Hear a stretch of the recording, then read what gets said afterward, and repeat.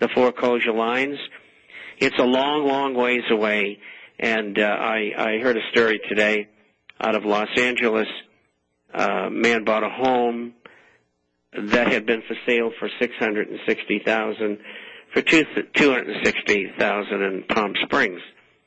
And I said to the person who told me, I said, well, it's fine.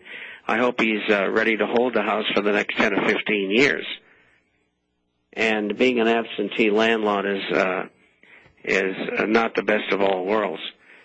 And so we're far away from the bottom on real estate, and we're far away from commercial real estate bottom as well. So, if market's going to go down, if interest rates are finally going to go up somewhat, maybe the 10-year would go back up to 4%.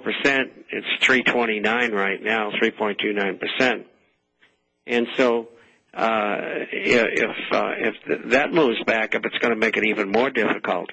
And it should move back up because corporations are having to pay up to get loans to borrow because the banks don't want to lend to them. We've seen a slight uptick in the commercial paper market as far as volume's concerned, even the asset-backed stuff. But, it's still down $1 trillion from like $2.2 trillion to $1.1 trillion. And the government's been in there pouring money in that market. The government, the Fed. The Fed has been doing that. And it still didn't stop the bleeding, so to speak. No, we're still in a credit crisis, and there's no two ways about it. And it's going to be very difficult to get out of it. And gold is reflecting this, could be reflecting further inflation later on as well. And so where do you go? You go to gold and silver-related assets. Does your crystal ball foresee an October surprise? Could be. If Israel were to attack Iran, we'd have a third world war, and it would be nuclear. And if I lived in Miami, New York, Chicago, Los Angeles, or San Francisco, I'd be quaking in my boots.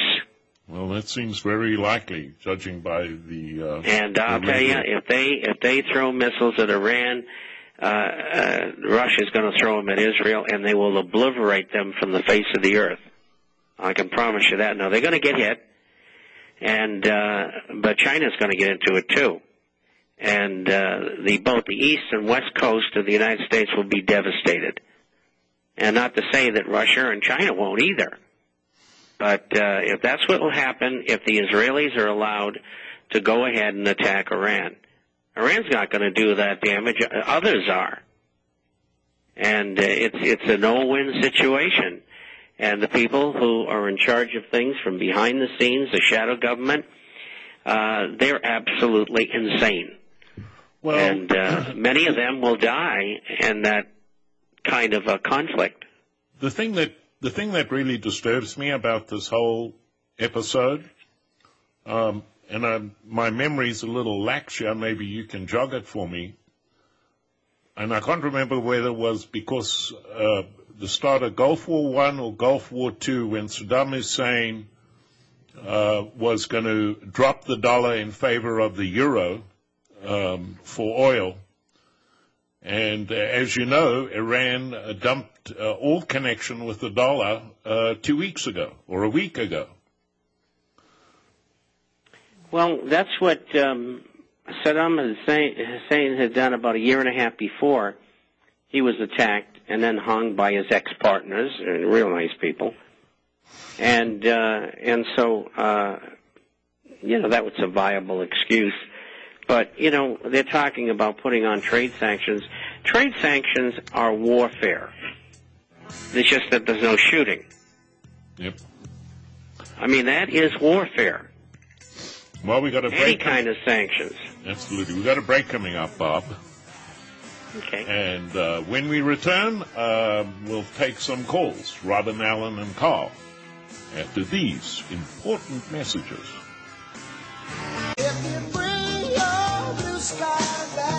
Welcome back to the International Intel Report.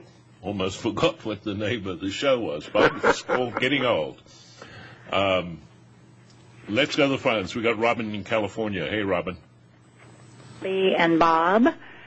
Hey, there's some things that are kind of just playing on my mind lately, and I think that things are kind of coming to a head. And I think there's some things that I just want to point out, and then I'll let two of you, one or the other, answer it, because I think they're all interconnected.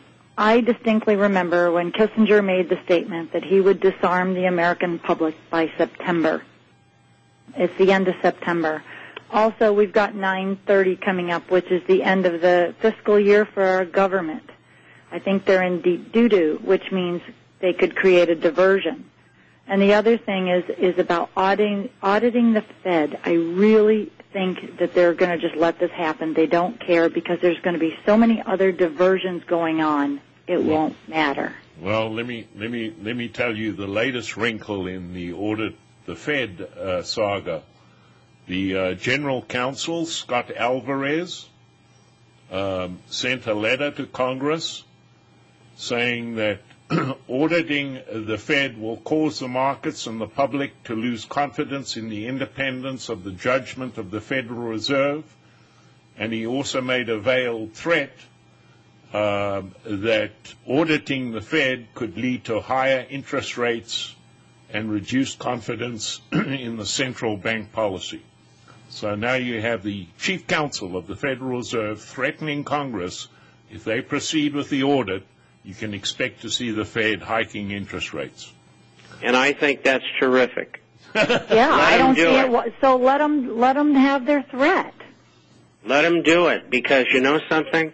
They got one heck of a lot more money than we have.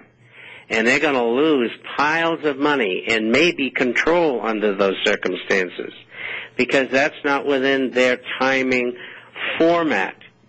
And look, we've already expedited the problem for them with the very existence of a possible new piece of legislation auditing, investigating in 6 months to a year.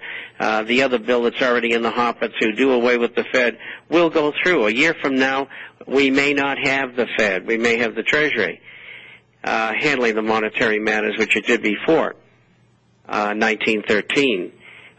These people are on the run. I mean, you saw what happened at the G20 meeting inside. Nothing. Just a bunch of gobbledygook. What happened on the streets? Other than Obama is now the chair of the UN Security Council. That's right. But isn't everybody in Congress up in arms about that? He's going to be the first one blown up? I find that that the fact that nobody in our Congress has even approached that subject, like, isn't this unconstitutional? Of course it is. They don't care. Sorry, They're all I'm a little paid upset off today because there's just so much coming at us.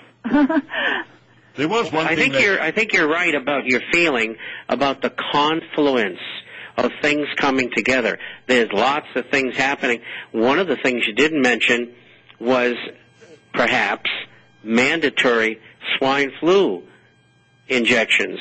Well, that's another thing. That's another major thing. It seems like there's so, one after another. You know, the swine flu is out there. And if you look at all the statistics, which I don't, but doctors do, and I do a program on Monday. In fact, I do two of them with Dr. Stan Monteith, and he's been at this for, 40, 50 years. And he said that the incidence of swine flu is on the downturn. The apex of its influence on people is waning. And now here they're coming with the shots. And we know from the history of the shots that they're going to infect probably 20% of the people who take them. And they're going to try to get everybody to do it. And probably 55 or 60% are not going to take the shots. And then the question arises, are they going to try to force them? And if they do that and put in martial law, I've talked to a lot of people in the military, and maybe the National Guard might do what they're told in the local law enforcement, but the military is not. They will not accept an unlawful order. Well, speaking of which, let me just remind you that there was one statement that came out of the G20 meeting, and that was the revelation, which they've known about for a year, that Iran has a second nuclear site. I mean, that's so basically... they brought it out to get the maximum impact. Yeah.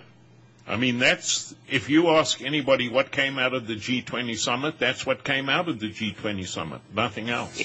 And now the excuse is, even though Iran has met all the criteria and has exposed this all the time that they were involved in it, like it's some new revelation, which it is not. Maybe it is to the public, but it's not to the people in, the Atomic Energy Commission or whatever it's called. Sure. And they knew all about it.